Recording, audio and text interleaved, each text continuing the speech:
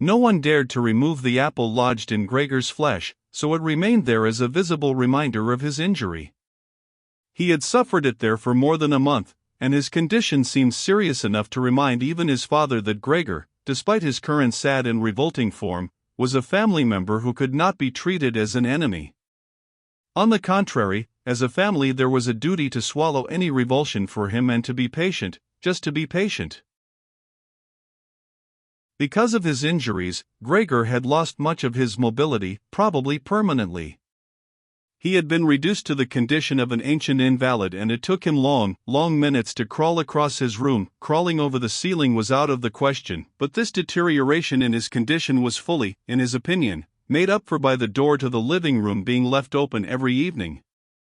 He got into the habit of closely watching it for 1 or 2 hours before it was opened, and then, lying in the darkness of his room where he could not be seen from the living room, he could watch the family in the light of the dinner table and listen to their conversation, with everyone's permission, in a way, and thus quite differently from before. They no longer held the lively conversations of earlier times, of course, the ones that Gregor always thought about with longing when he was tired and getting into the damp bed in some small hotel room. All of them were usually very quiet nowadays.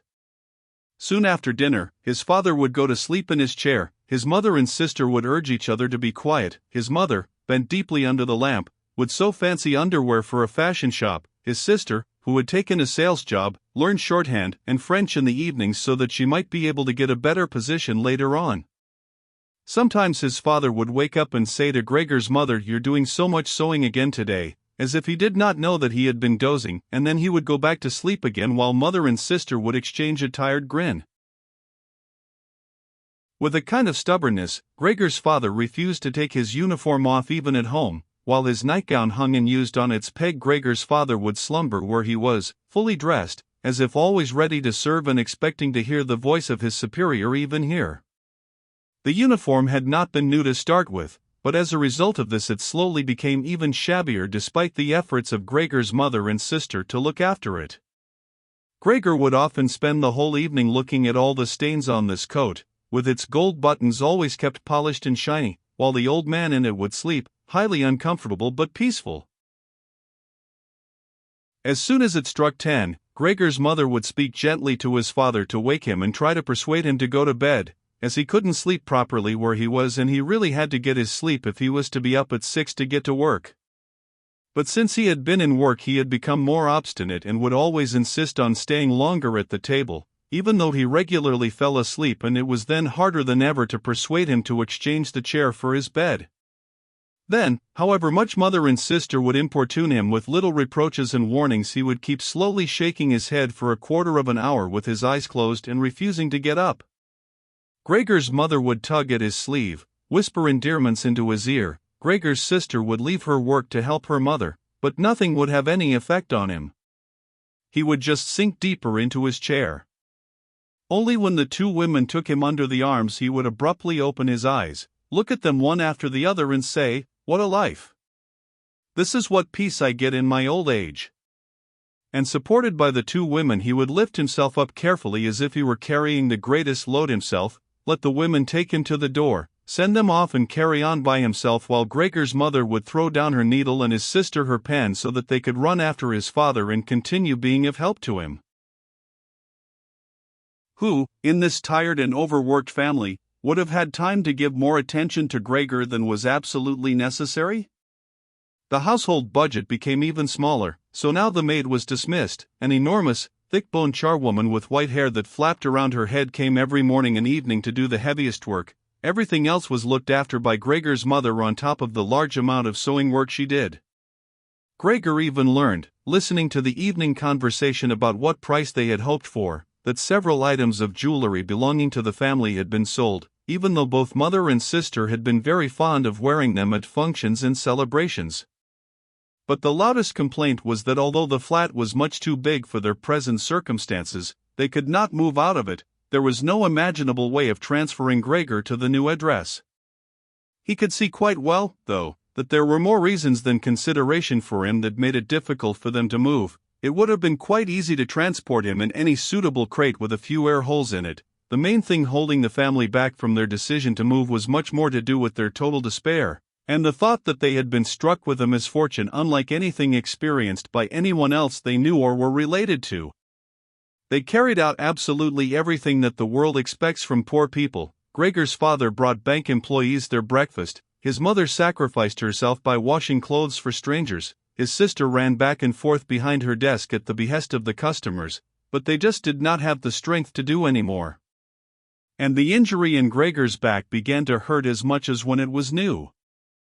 After they had come back from taking his father to bed, Gregor's mother and sister would now leave their work where it was and sit close together, cheek to cheek. His mother would point to Gregor's room and say, "Close the door, Greta," and then, when he was in the dark again, they would sit in the next room and their tears would mingle, or they would simply sit there staring dry-eyed at the table. Gregor hardly slept at all, either night or day. Sometimes he would think of taking over the family's affairs, just like before. The next time the door was opened, he had long forgotten about his boss and the chief clerk, but they would appear again in his thoughts, the salesman and the apprentices, that stupid T-boy, 2 or 3 friends from other businesses, one of the chambermaids from a provincial hotel, a tender memory that appeared and disappeared again, a cashier from a hat shop for whom his attention had been serious but too slow. All of them appeared to him, mixed together with strangers and others he had forgotten, but instead of helping him and his family they were all of them inaccessible, and he was glad when they disappeared. Other times he was not at all in the mood to look after his family. He was filled with simple rage about the lack of attention he was shown, and although he could think of nothing he would have wanted, he made plans of how he could get into the pantry where he could take all the things he was entitled to, even if he was not hungry. Gregor's sister no longer thought about how she could please him but would hurriedly push some food or other into his room with her foot before she rushed out to work in the morning and at midday, and in the evening she would sweep it away again with the broom, indifferent as to whether it had been eaten or, more often than not, had been left totally untouched. She still cleared up the room in the evening, but now she could not have been any quicker about it. Smears of dirt were left on the walls, here and there were little balls of dust and filth. At first, Gregor went into one of the worst of these places when his sister arrived as a reproach to her, but he could have stayed there for weeks without his sister doing anything about it. She could see the dirt as well as he could, but she had simply decided to leave him to it. At the same time she became touchy in a way that was quite new for her and which everyone in the family understood. Cleaning up Gregor's room was for her and her alone. Gregor's mother did once thoroughly clean his room, and needed to use several bucketfuls of water to do it, although that much dampness also made Gregor ill and he lay flat on the couch, bitter and immobile.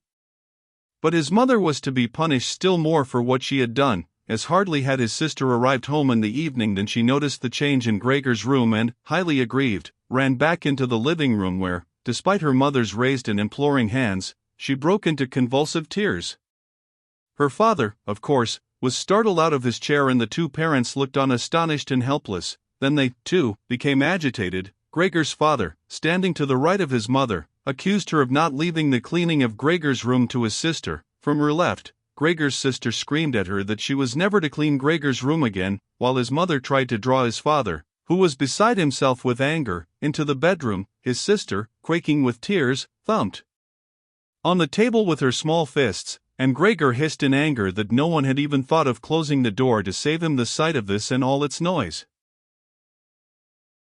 Gregor's sister was exhausted from going out to work, and looking after Gregor as she had done before was even more work for her, but even so his mother ought certainly not to have taken her place. Gregor, on the other hand, ought not to be neglected. Now, though, the charwoman was here. This elderly widow, with a robust bone structure that made her able to withstand the hardest of things in her long life, wasn't really repelled by Gregor. Just by chance one day, rather than any real curiosity, she opened the door to Gregor's room and found herself face to face with him. He was taken totally by surprise. No one was chasing him, but he began to rush to and fro while she just stood there in amazement with her hands crossed in front of her. From then on she never failed to open the door slightly every evening and morning and look briefly in on him. At first she would call to him as she did so with words that she probably considered friendly, such as, "Come on then, you old dung beetle," or "Look at the old dung beetle there." Gregor never responded to being spoken to in that way, but just remained where he was without moving, as if the door had never even been opened. If only they had told this charwoman to clean up his room every day instead of letting her disturb him for no reason whenever she felt like it. One day, early in the morning, while a heavy rain struck the window panes, perhaps indicating that spring was coming, she began to speak to him in that way once again. Gregor was so resentful of it that he started to move toward her. He was slow and infirm, but it was like a kind of attack. Instead of being afraid, the charwoman just lifted up one of the chairs from near the door and stood there with her mouth open, clearly intending not to close her mouth until the chair in her hand had been slammed down into Gregor's back. "Aren't you coming any closer, then?" she asked when Gregor turned round again, and she calmly put the chair back in the corner. Gregor had almost entirely stopped eating. Only if he happened to find himself next to the food that had been prepared for him, he might take some of it into his mouth to play with it, leave it there a few hours and then, more often than not, spit it out again. At first he thought it was distress at the state of his room that stopped him eating, but he had soon got used to the changes made there. They had got into the habit of putting things into this room that they had no room for anywhere else, and there were now many such things, as one of the rooms in the flat had been rented out to 3 gentlemen. These earnest gentlemen, all 3 of them, had full beards, as Gregor learned peering through the crack in the door one day, were painfully insistent on things being tidy. This meant not only in their own room but, since they had taken a room in this establishment, in the entire flat and especially in the kitchen. Unnecessary clutter was something they could not tolerate, especially if it was dirty. They had moreover brought most of their own furnishings and equipment with them. For this reason, many things had become superfluous which, although they could not be sold, the family did not wish to discard. All these things found their way into Gregor's room. The dustbins from the kitchen found their way in there too. The charwoman was always in a hurry, and anything she couldn't use for the time being she would just chuck in there. He, fortunately, would usually see no more than the object and the hand that held it. The woman most likely meant to fetch the things back out again when she had time and the opportunity, or to throw everything out in one go, but what actually happened was that they were left where they landed when they had first been thrown, unless Gregor made his way through the junk and moved it somewhere else. At first he moved it because, with no other room free where he could crawl about, he was forced to, but later on he came to enjoy it, although moving about in that way left him sad and tired to death, and he would remain immobile for hours afterwards. The gentleman who rented the room would sometimes take their evening meal at home in the living room that was used by everyone, and so the door to this room was often kept closed in the evening. But Gregor found it easy to give up having the door open. He had, after all, often failed to make use of it when it was open and, without the family having noticed it, lain in his room in its darkest corner. One time, though, the charwoman left the door to the living room slightly open, and it remained open when the gentleman who rented the room came in the evening and the light was put on. They sat up at the table where, formerly, Gregor had taken his meals with his father and mother. They unfolded the serviettes and picked up their knives and forks. Gregor's mother immediately appeared in the doorway with a dish of meat, and soon behind her came his sister with a dish piled high with potatoes. The food was steaming, and filled the room with its smell. The gentleman bent over the dishes set in front of them as if they wanted to test the food before eating it, and the gentleman in the middle, who seemed to count as an authority for the other 2, did indeed cut off a piece of meat while it was still in its dish, clearly wishing to establish whether it was sufficiently cooked or whether it should be sent back to the kitchen. It was to his satisfaction, and Gregor's mother and sister, who had been looking on anxiously, began to breathe again and smiled. The family themselves ate in the kitchen. Nonetheless, Gregor's father came into the living room before he went into the kitchen, bowed once with his cap in his hand and did his round of the table. The gentlemen stood as one, and mumbled something into their beards. Then, once they were alone, they ate in near perfect silence. It seemed remarkable to Gregor that above all the various noises of eating their chewing teeth could still be heard, as if they had wanted to show Gregor that you need teeth in order to eat, and it was not possible to perform anything with jaws that are toothless, however nice they might be. "I'd like to eat something," said Gregor anxiously, "but not anything like they're eating. They do feed themselves. And here I am, dying." Throughout all this time, Gregor could not remember having heard the violin being played, but this evening it began to be heard from the kitchen. The three gentlemen had already finished their meal. The one in the middle had produced a newspaper, given a page to each of the others, and now they leant back in their chairs reading them and smoking. When the violin began playing, they became attentive, stood up and went on tiptoe over to the door of the hallway where they stood pressed against each other. Someone must have heard them in the kitchen, as Gregor's father called out, "Is the playing perhaps unpleasant for the gentleman? We can stop it straight away." "On the contrary," said the middle gentleman, "would the young lady not like to come in and play for us here in the room, where it is, after all, much more cozy and comfortable?" "Oh yes, we'd love to," called back Gregor's father as if he had been the violin player himself. The gentleman stepped back into the room and waited. Gregor's father soon appeared with the music stand, his mother with the music and his sister with the violin.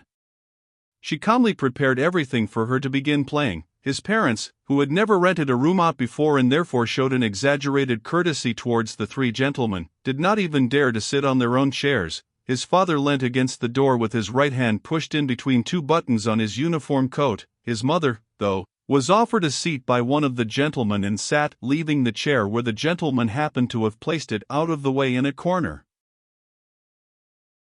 His sister began to play. Father and mother paid close attention, one on each side, to the movements of her hands. Drawn in by the playing, Gregor had dared to come forward a little and already had his head in the living room. Before, he had taken great pride in how considerate he was, but now it hardly occurred to him that he had become so thoughtless about the others. What's more, there was now all the more reason to keep himself hidden, as he was covered in the dust that lay everywhere in his room and flew up at the slightest movement. He carried threads, hairs, and remains of food about on his back and sides. He was much too indifferent to everything now to lay on his back and wipe himself on the carpet like he had used to do several times a day. And despite this condition, he was not too shy to move forward a little onto the immaculate floor of the living room. No one noticed him, though.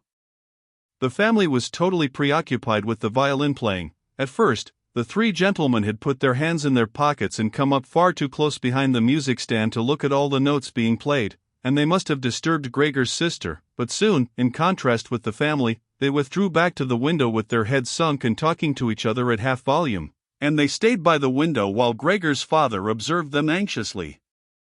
It really now seemed very obvious that they had expected to hear some beautiful or entertaining violin playing but had been disappointed, that they had had enough of the whole performance, and it was only now out of politeness that they allowed their peace to be disturbed. It was especially unnerving, the way they all blew the smoke from their cigarettes upwards from their mouth and noses. Yet Gregor's sister was playing so beautifully. Her face was leant to one side, following the lines of music with a careful and melancholy expression. Gregor crawled a little further forward, keeping his head close to the ground so that he could meet her eyes if the chance came. Was he an animal if music could captivate him so? It seemed to him that he was being shown the way to the unknown nourishment he had been yearning for. He was determined to make his way forward to his sister and tug at her skirt to show her she might come into his room with her violin, as no one appreciated her playing here as much as he would. He never wanted to let her out of his room, not while he lived. Anyway, his shocking appearance should, for once, be of some use to him. He wanted to be at every door of his room at once to hiss and spit at the attackers. His sister should not be forced to stay with him, though, but stay of her own free will. She would sit beside him on the couch with her ear bent down to him while he told her how he had always intended to send her to the conservatory, how he would have told everyone about it. Last Christmas, had Christmas really come and gone already, if this misfortune hadn't got in the way, and refused to let anyone dissuade him from it? On hearing all this, his sister would break out in tears of emotion, and Gregor would climb up to her shoulder and kiss her neck, which, since she had been going out to work, she had kept free without any necklace or collar. "Mr. Samsa," shouted the middle gentleman to Gregor's father, pointing, without wasting any more words, with his forefinger at Gregor as he slowly moved forward. The violin went silent. The middle of the three gentlemen first smiled at his two friends, shaking his head, and then looked back at Gregor. His father seemed to think it more important to calm the three gentlemen before driving Gregor out. even though they were not at all upset and seemed to think Gregor was more entertaining than the violin playing had been. He rushed up to them with his arms spread out and attempted to drive them back into their room at the same time as trying to block their view of Gregor with his body. Now they did become a little annoyed, and it was not clear whether it was his father's behavior that annoyed them or the dawning realization that they had had a neighbor like Gregor in the next room without knowing it. They asked Gregor's father for explanations, raised their arms like he had, tugged excitedly at their beards and moved back towards their room only very slowly. Meanwhile, Gregor's sister had overcome the despair she had fallen into when her playing was suddenly interrupted.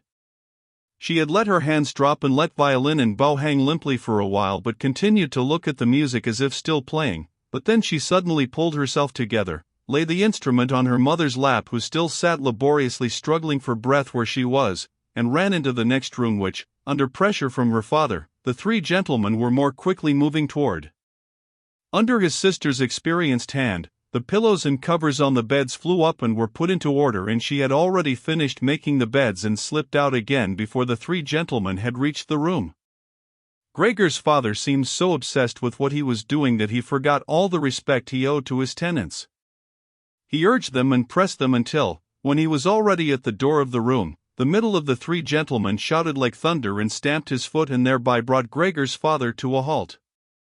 "I declare here and now," he said, raising his hand and glancing at Gregor's mother and sister to gain their attention too, "that with regard to the repugnant conditions that prevail in this flat and with this family," here he looked briefly but decisively at the floor, "I give immediate notice on my room. For the days that I have been living here I will, of course, pay nothing at all. On the contrary, I will consider whether to proceed with some kind of action for damages from you, and believe me it would be very easy to set out the grounds for such an action." He was silent and looked straight ahead as if waiting for something. And indeed, his two friends joined in with the words, "and we also give immediate notice." With that, he took hold of the door handle and slammed the door. Gregor's father staggered back to his seat, feeling his way with his hands, and fell into it. It looked as if he was stretching himself out for his usual evening nap, but from the uncontrolled way his head kept nodding it could be seen that he was not sleeping at all. Throughout all this, Gregor had lain still where the three gentlemen had first seen him. His disappointment at the failure of his plan, and perhaps also because he was weak from hunger, made it impossible for him to move. He was sure that everyone would turn on him any moment, and he waited. He was not even startled out of this state when the violin on his mother's lap fell from her trembling fingers and landed loudly on the floor. "Father, Mother," said his sister, hitting the table with her hand as introduction, "we can't carry on like this. Maybe you can't see it, but I can. I don't want to call this monster my brother, all I can say is, we have to try and get rid of it. We've done all that's humanly possible to look after it and be patient. I don't think anyone could accuse us of doing anything wrong." "She's absolutely right," said Gregor's father to himself. His mother, who still had not had time to catch her breath, began to cough dully, her hand held out in front of her and a deranged expression in her eyes. Gregor's sister rushed to his mother and put her hand on her forehead. Her words seemed to give Gregor's father some more definite ideas. He sat upright, played with his uniform cap between the plates left by the three gentlemen after their meal, and occasionally looked down at Gregor as he lay there immobile. "We have to try and get rid of it," said Gregor's sister, now speaking only to her father, as her mother was too occupied with coughing to listen. "It'll be the death of both of you, I can see it coming. We can't all work as hard as we have to and then come home to be tortured like this. We can't endure it. I can't endure it anymore."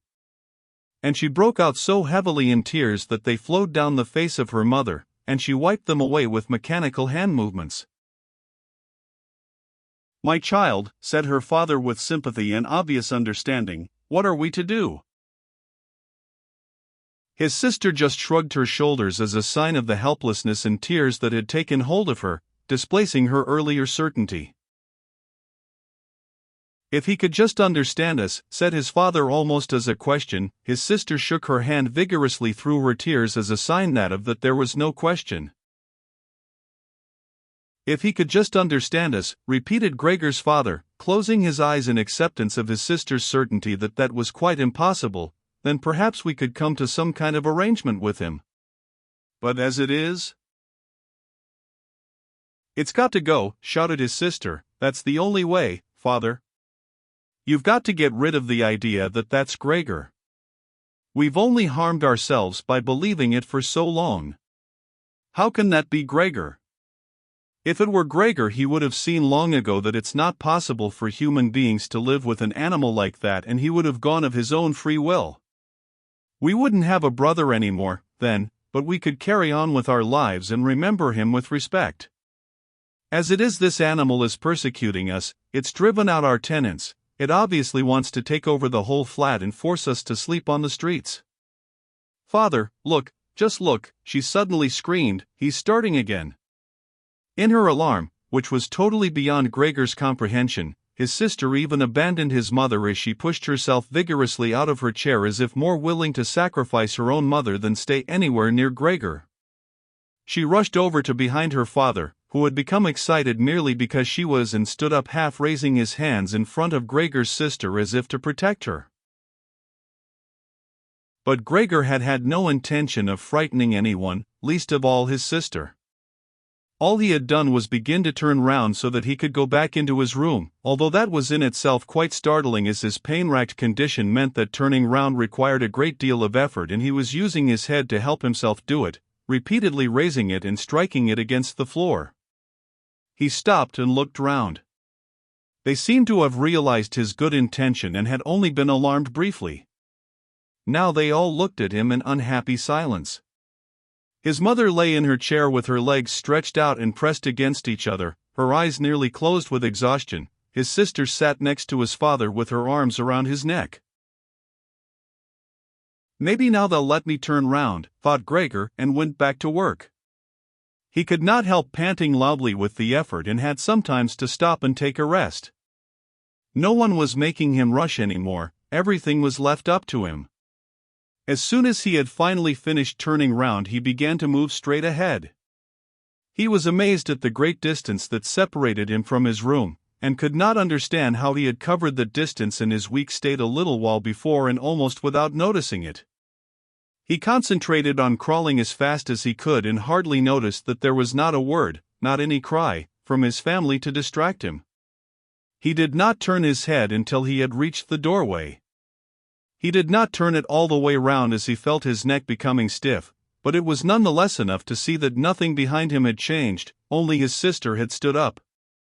With his last glance he saw that his mother had now fallen completely asleep. He was hardly inside his room before the door was hurriedly shut, bolted, and locked. The sudden noise behind Gregor so startled him that his little legs collapsed under him. It was his sister who had been in so much of a rush. She had been standing there waiting and sprung forward lightly. Gregor had not heard her coming at all, and as she turned the key in the lock she said loudly to her parents at last. What now, then? Gregor asked himself as he looked round in the darkness. He soon made the discovery that he could no longer move at all. This was no surprise to him. It seemed rather that being able to actually move around on those spindly little legs until then was unnatural. He also felt relatively comfortable. It is true that his entire body was aching, but the pain seemed to be slowly getting weaker and weaker and would finally disappear altogether. He could already hardly feel the decayed apple in his back or the inflamed area around it, which was entirely covered in white dust. He thought back of his family with emotion and love. If it was possible, he felt that he must go away even more strongly than his sister. He remained in this state of empty and peaceful rumination until he heard the clock tower strike 3 in the morning. He watched as it slowly began to get light everywhere outside the window too. Then, without his willing it, his head sank down completely, and his last breath flowed weakly from his nostrils. When the cleaner came in early in the morning, they'd often asked her not to keep slamming the doors, but with her strength and in her hurry she still did, so that everyone in the flat knew when she'd arrived, and from then on it was impossible to sleep in peace. She made her usual brief look in on Gregor and at first found nothing special. She thought he was laying there so still on purpose, playing the martyr. She attributed all possible understanding to him. She happened to be holding the long broom in her hand, so she tried to tickle Gregor with it from the doorway. When she had no success with it, she tried to make a nuisance of herself and poked at him a little, and only when she found she could shove him across the floor with no resistance at all did she start to pay attention. She soon realized what had really happened, opened her eyes wide, whistled to herself, but did not waste time to yank open the bedroom doors and shout loudly into the darkness of the bedrooms, "Come and have a look at this, it's dead, just lying there, stone dead." Mr. and Mrs. Samsa sat upright there in their marriage bed and had to make an effort to get over the shock caused by the cleaner before they could grasp what she was saying. But then, each from his own side, they hurried out of bed. Mr. Samsa threw the blanket over his shoulders, Mrs. Samsa just came out in her nightdress, and that is how they went into Gregor's room. On the way they opened the door to the living room where Greta had been sleeping since the three gentlemen had moved in. She was fully dressed as if she had never been asleep, and the paleness of her face seemed to confirm this. "Dead?" asked Mrs. Samsa, looking at the charwoman inquiringly, even though she could have checked for herself and could have known it even without checking. "That's what I said," replied the cleaner, and to prove it she gave Gregor's body another shove with the broom, sending it sideways across the floor. Mrs. Samsa made a movement as if she wanted to hold back the broom, but did not complete it. "Now then," said Mr. Samsa, "let's give thanks to God for that." He crossed himself, and the three women followed his example. Greta, who had not taken her eyes from the corpse, said, "Just look how thin he was. He didn't eat anything for so long. The food came out again just the same as when it went in." Gregor's body was indeed completely dried up and flat. They had not seen it until then, but now he was not lifted up on his little legs, nor did he do anything to make them look away. "Greta, come with us in here for a little while," said Mrs. Samsa with a pained smile, and Greta followed her parents into the bedroom but not without looking back at the body. The cleaner shut the door and opened the window wide. Although it was still early in the morning, the fresh air had something of warmth mixed in with it. It was already the end of March, after all. The three gentlemen stepped out of their room and looked round in amazement for their breakfasts. They had been forgotten about. "Where is our breakfast?" the middle gentleman asked the cleaner irritably. She just put her finger on her lips and made a quick and silent sign to the men that they might like to come into Gregor's room. They did so, and stood around Gregor's corpse with their hands in the pockets of their well-worn coats. It was now quite light in the room. Then the door of the bedroom opened and Mr. Samsa appeared in his uniform with his wife on one arm and his daughter on the other. All of them had been crying a little. Greta now and then pressed her face against her father's arm. "Leave my home now," said Mr. Samsa, indicating the door and without letting the women from him. "What do you mean?" asked the middle of the three gentlemen, somewhat disconcerted, and he smiled sweetly. The other two held their hands behind their backs and continually rubbed them together in gleeful anticipation of a loud quarrel which could only end in their favor. "I mean just what I said," answered Mr. Samsa, and, with his two companions, went in a straight line towards the man. At first, he stood there still, looking at the ground as if the contents of his head were rearranging themselves into new positions. "All right, we'll go then," he said, and looked up at Mr. Samsa as if he had been suddenly overcome with humility and wanted permission again from Mr. Samsa for his decision.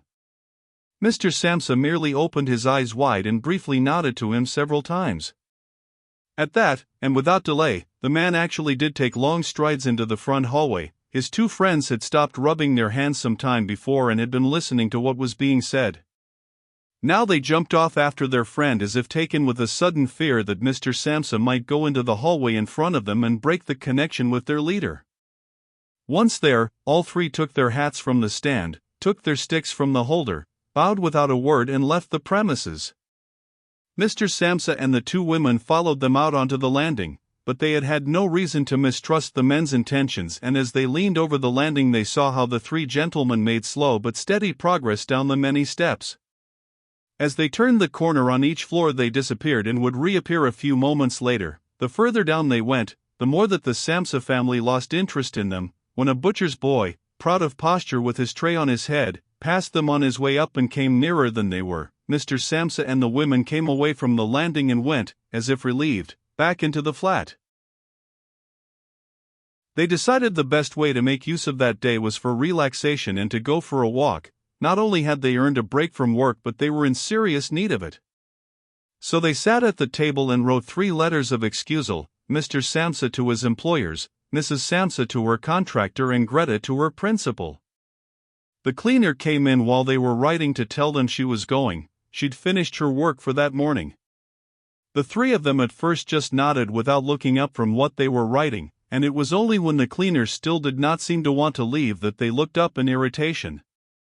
"Well?" asked Mr. Samsa. The charwoman stood in the doorway with a smile on her face as if she had some tremendous good news to report, but would only do it if she was clearly asked to. The almost vertical little ostrich feather on her hat, which had been a source of irritation to Mr. Samsa all the time she had been working for them, swayed gently in all directions. "What is it you want then?" asked Mrs. Samsa, whom the cleaner had the most respect for. "Yes," she answered, and broke into a friendly laugh that made her unable to speak straight away. "Well then, that thing in there, you needn't worry about how you're going to get rid of it. That's all been sorted out." Mrs. Samsa and Greta bent down over their letters as if intent on continuing with what they were writing. Mr. Samsa saw that the cleaner wanted to start describing everything in detail, but, with outstretched hand, he made it quite clear that she was not to. So, as she was prevented from telling them all about it, she suddenly remembered what a hurry she was in and, clearly peeved, called out, "Cheerio then, everyone," turned round sharply and left, slamming the door terribly as she went. "Tonight she gets sacked," said Mr. Samsa, but he received no reply from either his wife or his daughter, as the charwoman seemed to have destroyed the peace they had only just gained. They got up and went over to the window, where they remained with their arms around each other. Mr. Samsa twisted round in his chair to look at them and sat there watching for a while. Then he called out, "Come here, then. Let's forget about all that old stuff, shall we? Come and give me a bit of attention." The 2 women immediately did as he said, hurrying over to him, where they kissed him and hugged him, and then they quickly finished their letters. After that, the 3 of them left the flat together, which was something they had not done for months, and took the tram out to the open country outside the town. They had the tram, filled with warm sunshine, all to themselves. Leant back comfortably on their seats, they discussed their prospects and found that on closer examination they were not at all bad. Until then they had never asked each other about their work, but all 3 had jobs which were very good and held particularly good promise for the future. The greatest improvement for the time being, of course, would be achieved quite easily by moving house. What they needed now was a flat that was smaller and cheaper than the current one which had been chosen by Gregor, one that was in a better location and, most of all, more practical. All the time, Greta was becoming livelier. With all the worry they had been having of late, her cheeks had become pale, but, while they were talking, Mr. and Mrs. Samsa were struck, almost simultaneously, with the thought of how their daughter was blossoming into a well-built and beautiful young lady. They became quieter. Just from each other's glance, and almost without knowing it, they agreed that it would soon be time to find a good man for her. And, as if in confirmation of their new dreams and good intentions, as soon as they reached their destination, Greta was the first to get up and stretch out her young body.